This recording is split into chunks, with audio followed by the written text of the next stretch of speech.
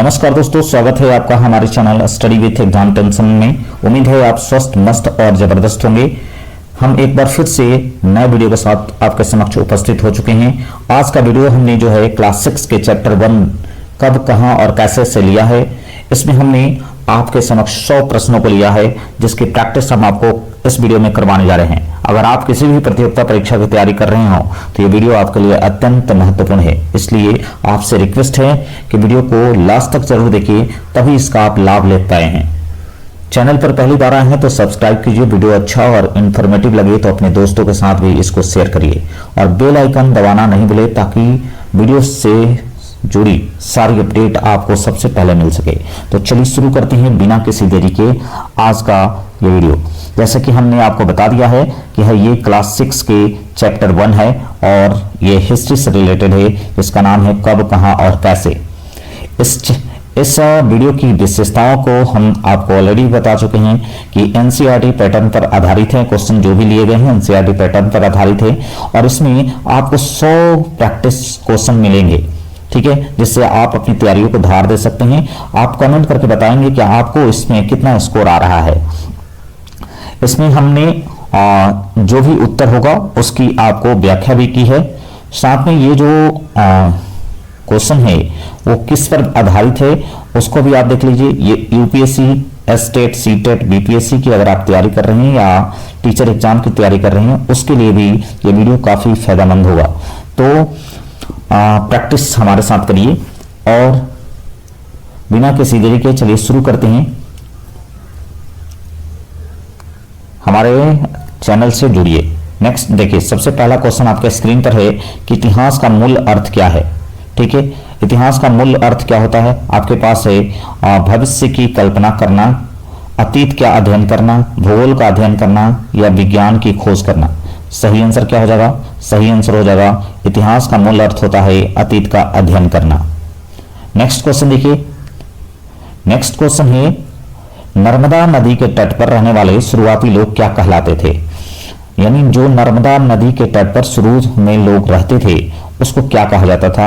आपके पास ऑप्शन है कुशल संग्राहक कहे जाते थे, किसान कहे जाते थे, व्यापारी कहे जाते थे या राजा कहे जाते थे। तो सही आंसर क्या हो जाएगा?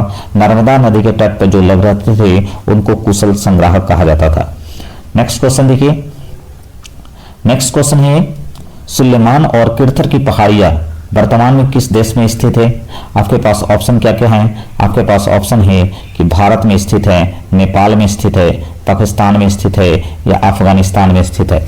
तो सुलेमान और किरथर की पहाड़ियां जो है वो आपको कहाँ है स्थित है? तो पाकिस्तान में स्थित है। ध्यान रखिएगा, पाकिस्तान में सुलेमान और किरथर की पहाड़ियां स्थित है। नेक्स्ट क्वेश्चन देखिए। किरथर और सुलेमान क्षेत्र में लोगों ने सबसे पहले किन फसल को उगाना शुरू किया था। किस फसल को उगाना शुरू किया था? आपके पास ऑप्शन क्या क्या है? आपके पास ऑप्शन है चावल और मक्का को, गेहूं और जौ को, कपास और गन्ना को, दाल और तिलहन को। तो सही आंसर क्या हो जाएगा? सही आंसर हो जाएगा गेहूं और जौ वो फसल थी जो किरथर और सुलेमान क्षेत्रों में सबसे पहले लोगों द्वारा उगाई गई थी। नेक्स्ट क्वेश्चन देखिए। वीडियो अच्छा लग रहा होगा तो हमारे चैनल को लाइक, सब्सक्राइब और शेयर करना नहीं भूलिए और आप अपना स्कोर जरूर बताइएगा कि आप कितना सही कर पाए हैं। नेक्स्ट क्वेश्चन देखिए। स्त्रियों और पुरुषों ने सुलेमान किरथर क्षेत्र में लगभग कितने वर्ष पूर्व कृषि आरंभ की थी। यानी जो सुलेमान और किरथर क्षेत्र में खेती की जाती थी उसमें स्त्री और पुरुष दोनों शामिल होते थे और ये कितने वर्ष पहले जो है वो शुरू की गई थी। आपके पास ऑप्शन क्या है? 2000 वर्ष पर, 5000 वर्ष पूर्व, 8000 वर्ष पूर्व या 10,000 वर्ष पूर्व। तो सही आंसर क्या हो जाएगा? सही आंसर हो जाएगा 8000 वर्ष पहले जो है वो सुलेमान और किरथर क्षेत्रों में कृषि आरंभ की गई थी।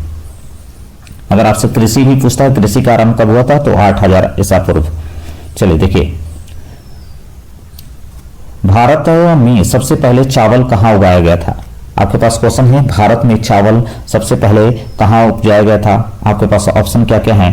नर्मदा नदी घाटी में, विंध्य क्षेत्र, विंध्य के उत्तर में, सिंधु नदी के पास या कावेरी तट पर। तो भारत में सबसे पहले जो चावल है आपको विंध्य क्षेत्र के उत्तर में आपको उपजाया गया था। नेक्स्ट क्वेश्चन देखिए। सभी जो है इंपॉर्टेंट क्वेश्चन है और आपके परीक्षा की दृष्टि को लेकर ही बनाए गए हैं, तो वीडियो को लाइक, शेयर और सब्सक्राइब करना नहीं भूलें। नेक्स्ट क्वेश्चन देखिए, सिंधु और उसकी सहायक नदियों के किनारे आरंभिक नगरों का विकास लगभग कितने वर्ष पूर्व हुआ है? यानी जो सिंधु और उसकी सहायक नदियां हैं उसके किनारे जो है वो नगरों का विकास हुआ है, वो कितने वर्ष पूर्व हुआ है? तो आपके पास ऑप्शन है 4700 वर्ष पूर्व, 2500 वर्ष पूर्व, 1000 वर्ष पूर्व या 3000 वर्ष पूर्व। ठीक है, तो सिंधु और उसकी सहायक नदियों के आसपास जो नगरों का विकास जो है वो माना जाता है कब? तो वो माना जाता है 4700 वर्ष पूर्व, जब हड़प्पा सभ्यता आई थी। नेक्स्ट क्वेश्चन देखिए, नेक्स्ट क्वेश्चन है गंगा और उसकी सहायक नदियों के किनारे नगरों का विकास कब हुआ है? ठीक है, यही क्वेश्चन है आपके पास। देखिए, अगर गंगा पूछ दिया तो क्या ऑप्शन होगा और सिंधु पूछ दिया तो क्या ऑप्शन होगा? तो सिंधु में आपको हम ऑलरेडी बता चुके हैं कि 4700 वर्ष पूर्व हुआ है, और गंगा और उसकी सहायक नदियों के किनारे नगरों का विकास कब हुआ है? आपके पास देखिए ऑप्शन क्या क्या है। आपके पास ऑप्शन है 4700 वर्ष पूर्व हुआ है, 2500 वर्ष पूर्व हुआ है, 8000 वर्ष पूर्व हुआ है या 1500 वर्ष पूर्व हुआ है। तो सही आंसर क्या होगा? सही आंसर हो जाएगा 2500 वर्ष पूर्व हुआ है। गंगा और उसके सहायक नदियों के किनारे अगर नगरों का विकास पूछेगा तो 2500 वर्ष पूर्व हुआ है। अगर सिंधु और उसके सहायक नदियों के किनारे अगर आपसे पूछता है तो आपको 4700 वर्ष पूर्व हुआ है। नेक्स्ट क्वेश्चन देखिए, नेक्स्ट क्वेश्चन है गंगा नदी के दक्षिण में फैला प्राचीन काल का शक्तिशाली साम्राज्य कौन सा था? यानी गंगा नदी के दो दक्षिण में प्राचीन काल का जो सबसे शक्तिशाली साम्राज्य कौन था? तो आपके पास ऑप्शन है मगध है, अंग है, कुरु है या वजी है। सबसे इसमें इन चारों राज्यों में जिसको ये सभी महाजनपद कहलाते थे, और इन सभी में सबसे शक्तिशाली जो कौन था? तो सबसे शक्तिशाली मगध को माना जाता है। नेक्स्ट क्वेश्चन देखिए, नेक्स्ट क्वेश्चन है इंडिया शब्द, इंडिया जो शब्द है किस शब्द से निकला हुआ है? इंडिया जो शब्द है वो किस शब्द से निकला हुआ है? आपके पास ऑप्शन क्या क्या हैं? आपके पास ऑप्शन है भारत से निकला हुआ है, इंडस से निकला हुआ है, हिंदू से निकला हुआ है या हिंदुस्तान से निकला हुआ है। तो सही आंसर क्या हो जाएगा? सही आंसर हो जाएगा इंडिया शब्द जो है इंडस शब्द से निकला हुआ है। नेक्स्ट देखिए, नेक्स्ट क्वेश्चन है कि इंडस शब्द को संस्कृत में क्या कहा जाता है? इंडस शब्द को संस्कृत में क्या कहा जाता है?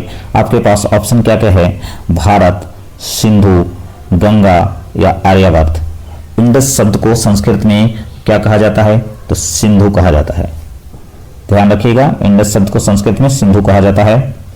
नेक्स्ट क्वेश्चन देखिए, उत्तर पश्चिम से आने वाली यूनानियों और ईरानियों ने सिंधु को क्या कहा?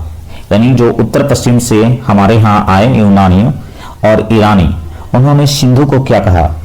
आपके पास ऑप्शन है हिंदोश या इंदोश, आर्यावर्त कहा, हिंदुस्तान कहा या भारतवर्ष कहा।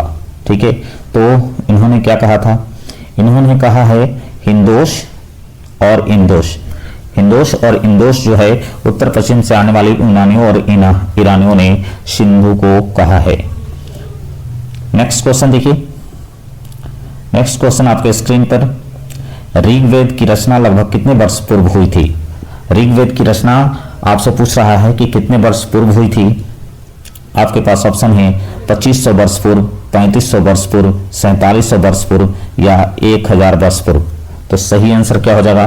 सही आंसर आप हमें बता दिए, ऋग्वेद की रचना जो है 3500 वर्ष पूर्व हुई थी। नेक्स्ट क्वेश्चन देखिए, नेक्स्ट क्वेश्चन है कि जो भारत नाम का प्रयोग उत्तर पश्चिम में रहने वाले लोगों के समूह के लिए किया जाता था, इसका उल्लेख किस ग्रंथ में मिलता है? यानी भरत नाम का प्रयोग जो है उत्तर पश्चिम में रहने वाले लोगों का एक समूह हुआ करता था, उसके लिए भरत नाम का प्रयोग किया जाता था। इसका उल्लेख किस ग्रंथ में आपको मिलता है? आपके पास ऑप्शन है सामवेद में मिलता है, ऋग्वेद में मिलता है, अथर्ववेद में मिलता है या यजुर्वेद में मिलता है। तो सही आंसर क्या हो जाएगा? ऋग्वेद में इसका उल्लेख मिलता है। नेक्स्ट क्वेश्चन देखिए, नेक्स्ट क्वेश्चन है कि पांडुलिपि प्रायः किस वृक्ष की छाल पर लिखी जाती थी? पांडुलिपि किस वृक्ष की छाल पर लिखी जाती थी? आपके पास ऑप्शन है बरगद की छाल पर, नीम की छाल पे, वुड्स की छाल पे या पीपल की छाल पे। तो क्या है सही आंसर? क्या हो जाएगा? सही आंसर हो जाएगा वुड्स की छाल पर जो है वो पांडुलिपियां लिखी जाती थी। नेक्स्ट क्वेश्चन देखिए, पांडुलिपि को अंग्रेजी में क्या कहा जाता है? आपके पास ऑप्शन क्या क्या है? इंस्क्रिप्शन कहा जाता है, मनुस्क्रिप्ट कहा जाता है, आर्कियोलॉजी कहा जाता है या हिस्ट्री कहा जाता है। तो पांडुलिपि को अंग्रेजी में कहा जाता है क्या? तो मनुस्क्रिप्ट कहा जाता है। पांडुलिपियों को अंग्रेजी में मनुस्क्रिप्ट कहते हैं। नेक्स्ट क्वेश्चन देखिए। नेक्स्ट क्वेश्चन है कि मनुस्क्रिप्ट शब्द में मनु का अर्थ क्या है, जो लैटिन भाषा से लिया गया है। ठीक है, आपके पास ऑप्शन क्या क्या है? मनु का अर्थ दिमाग है, हाथ है, पुस्तक है या कलम है। सही आंसर क्या हो जाएगा? सही आंसर हो जाएगा मनु का अर्थ हाथ होगा, यानी हाथ से जो लिखी जाती थी वृक्षों के छाल पर, वो मनुस्क्रिप्ट होती है। नेक्स्ट क्वेश्चन देखिए। ताड़पत्रों पर लिखी गई पांडुलिपियां किस भाषा में पाई जाती हैं? यानी ताड़पत्र पर पांडुलिपि जो लिखी है, यानी ताड़ के जो पत्ते होते थे उस पर जो है पांडुलिपियां लिखी जाती थी, वो किस भाषा में लिखी जाती थी? आपके पास ऑप्शन है संस्कृत में, प्राकृत में, तमिल में या उपयुक्त सभी में। तो सही आंसर क्या हो जाएगा? सही आंसर हो जाएगा उपयुक्त सभी, क्योंकि संस्कृत में भी पांडुलिपि मिलती है, प्राकृत में भी मिलती है और तमिलों में भी पांडुलिपियां देखने को मिलती है। तो 18 का सही आंसर हो जाएगा डी। नेक्स्ट देखिए। उम्मीद है वीडियो आपको पसंद आ रहा होगा और प्रश्न भी पसंद आ रहे होंगे, तो हमारे चैनल को लाइक, सब्सक्राइब और शेयर करना नहीं भूले। चलिए नेक्स्ट क्वेश्चन देखते हैं। अभिलेख किस पर उत्कीर्ण किए जाते थे? जो अभिलेख यानी इंस्क्रिप्शन जो है किस चीज पर उत्कीर्ण किए जाते थे या छापे जाते थे? तो आपके पास ऑप्शन क्या क्या है? कागज पर, पत्थर और धातु जैसी कठोर सतह पर, ताड़पत्र पर या कपड़े पर। तो सही आंसर क्या हो जाएगा? सही आंसर हो जाएगा आपका पत्थर और धातु जैसी कठोर सतहों पर अभिलेख लिखे जाते थे। नेक्स्ट क्वेश्चन देखिए। नेक्स्ट क्वेश्चन है अतीत में बनी और प्रयोग में लाई गई वस्तुओं का अध्ययन करने वाला व्यक्ति क्या कहलाता है? यानी अतीत में जो भी वस्तु बनी है या उसको प्रयोग में लाई गई वस्तुओं का अध्ययन करने का काम जो व्यक्ति करता है उसको क्या कहते हैं? आपके पास ऑप्शन क्या क्या है? उसको इतिहासकार कहते हैं, उसको पुरातात्विक कहते हैं या वैज्ञानिक कहते हैं या भूवैज्ञानिक कहते हैं। तो क्या हो जाएगा सही आंसर? उसको बोलते हैं आर्कियोलॉजिस्ट। आर्कियोलॉजिस्ट जो है अतीत में बनी वस्तुओं का अध्ययन करता है, साथ में प्रयोग में लाई गई वस्तुओं का भी अध्ययन करता है, इसलिए इसको आर्कियोलॉजिस्ट कहा जाता है। नेक्स्ट क्वेश्चन देखिए। नेक्स्ट क्वेश्चन है कंधार अफगानिस्तान से प्राप्त लगभग 2250 वर्ष पुराना अभिलेख किस शासक के आदेश पर उत्कीर्ण करवाया गया था? यानी कंधार जो अभी अफगानिस्तान में है, वहां से प्राप्त लगभग 2250 वर्ष पुराना अभिलेख किस शासक के आदेश पर उत्कीर्ण करवाया गया था? आपके पास ऑप्शन है चंद्रगुप्त मौर्य, अशोक, समुद्रगुप्त या अकबर। सही आंसर क्या हो जाएगा? सही आंसर हो जाएगा अशोक। यानी कंधार जो अफगानिस्तान में है 2250 वर्ष पुराना अभिलेख किस शासक के आदेश पर उत्कीर्ण करवाया गया था? तो वो शासक था आपका अशोक। नेक्स्ट क्वेश्चन देखिए। नेक्स्ट क्वेश्चन है कि कंधार का अभिलेख किन दो लिपियों या भाषाओं में उत्कीर्ण है? तो आपके पास ऑप्शन क्या है? आपके पास ऑप्शन है कि यूनानी और आरमाइक में है, ब्राह्मी और देवनागरी में है, प्राकृत और संस्कृत में है, अरबी और फारसी में है। तो कंधार के जो अभिलेख प्राप्त हुए हैं, जो अशोक के अभिलेख हैं, वो पूछेगा कि आपसे वो किस भाषा में या लिपि में है। तो सही आंसर हो जाएगा यूनानी और अरमाइक में है। नेक्स्ट क्वेश्चन देखिए। नेक्स्ट क्वेश्चन है ईसा पूर्व यानी बीसी का क्या अर्थ होता है? ईसा पूर्व या बीसी का क्या अर्थ होता है? आपके पास ऑप्शन है ईसा मसीह के जन्म के बाद, ईसा मसीह के जन्म के पहले, वर्तमान काल या इनमें से कोई नहीं। तो ईसा पूर्व कहने का मतलब होता है कि ईसा मसीह के जन्म के पहले का जो समय होगा उसको हम ईसा पूर्व कहा जाता है। नेक्स्ट क्वेश्चन देखिए। नेक्स्ट क्वेश्चन है कि एडी का शब्द का लैटिन रूप क्या है? यानी एडी किसको कहा जाता है? आप इसको सिंपल भाषा में समझिए तो इसको बोलते हैं आफ्टर डेथ, एनो डोमिनी, अल्टरनेट डेट या ऑल डेट। यानी एडी का आपसे फुल फॉर्म पूछ रहा है तो क्या हो जाएगा? सही आंसर हो जाएगा एनो डोमिनी। एनो डोमिनी जो है एडी का फुल फॉर्म होता है और एडी जो कहते हैं ईसा मसीह के जन्म के बाद के समय को कहते हैं। नेक्स्ट देखिए। नेक्स्ट है इसी के लिए सी शब्द का इस्तेमाल किया जाता है। सी का अर्थ क्या होता है? तो आपके पास ऑप्शन है कॉमन ईरा होता है, करेंट ईरा होता है, सेंचुरी ईरा होता है या सेंट्रल ईरा होता है। तो सही आंसर क्या हो जाएगा? सही आंसर हो जाएगा कॉमन ईरा। कॉमन ईरा जो है सी का फुल फॉर्म है। नेक्स्ट क्वेश्चन देखिए, अगर आपसे पूछ दे गया कि BCE का तात्पर्य क्या है, BCE का तात्पर्य क्या होगा, तो आपके पास ऑप्शन क्या क्या है? आपके पास ऑप्शन है before common era, before century era, basic common era या बिफोर करंट इवेंट। तो सही आंसर क्या हो जाएगा? सही आंसर हो जाएगा BCE के फुल फॉर्म जो होगा बिफोर कॉमन ईरा होगा। नेक्स्ट क्वेश्चन देखिए, नेक्स्ट क्वेश्चन है प्राकृतिक भाषा का प्रयोग मुख्य रूप से कौन करते थे? प्राकृतिक भाषा का प्रयोग जो है मुख्य रूप से वो कौन लोग थे जो करते थे? आपके पास ऑप्शन है केवल राजा करता था प्राकृतिक भाषा का उपयोग, आम लोग करते थे, केवल पुजारी करते थे या केवल विदेशी लोग करते थे। तो प्राकृतिक भाषा का प्रयोग जो है वो आम लोग करते थे। नेक्स्ट क्वेश्चन देखिए, नेक्स्ट क्वेश्चन है कि मिस्र में उत्तरी तट पर स्थित उस कस्बे का नाम क्या है जहां से एक अभिलेखीय पत्थर मिला है? तो मिस्र में उत्तरी तट पर स्थित उस कस्बे का नाम पूछ रहा है, यानी उस बस्ती का नाम पूछ रहा है जहां से एक अभिलेखीय पत्थर मिला है। तो वो कस्बा का नाम है रोसेटा, अलेक्जेंड्रिया, काहिरा या गिजा। तो आपको बताना है कि मिस्र में वो कौन सा कस्बा है जहां से अभिलेखीय पत्थर मिला है। तो वो आंसर हो जाएगा आपका रोसेटा। रोसेटा वो बस्ती है जहां से एक अभिलेखीय पत्थर मिला है। ये मिस्र के उत्तरी तट पर स्थित है। नेक्स्ट क्वेश्चन देखिए, उम्मीद है प्रश्न आपको पसंद आ रहे होंगे और आप अपनी प्रैक्टिस भी कर रहे होंगे। आपको भी पता होगा कि आप कितने क्वेश्चन सही कर पा रहे हैं, कमेंट में जरूर बताइएगा। नेक्स्ट क्वेश्चन देखिए, इतिहास में तिथियों की गणना किसके जन्म की तिथि से की जाती है? तो इतिहास में तिथियों की जो गणना है वो किसके जन्म की तिथि से की जाती है? आपके पास ऑप्शन है महात्मा बुद्ध के जन्म की तिथि से की जाती है, कि ईसा मसीह के जन्म के, कि महावीर स्वामी के, कि या पैगंबर मोहम्मद के। तो सही आंसर क्या हो जाएगा? ईसा मसीह के जन्म की तिथि से इतिहास में तिथियों की गणना की जाती है। नेक्स्ट क्वेश्चन देखिए, नेक्स्ट क्वेश्चन है कि स्रोतों से अतीत का पुनर्गठन करने वाले विद्वानों को क्या कहा जाता है? यानी स्रोत के से अतीत का पुनर्गठन किया जाता है, ऐसे विद्वानों को क्या कहा जाता है? तो आपके पास ऑप्शन क्या क्या है?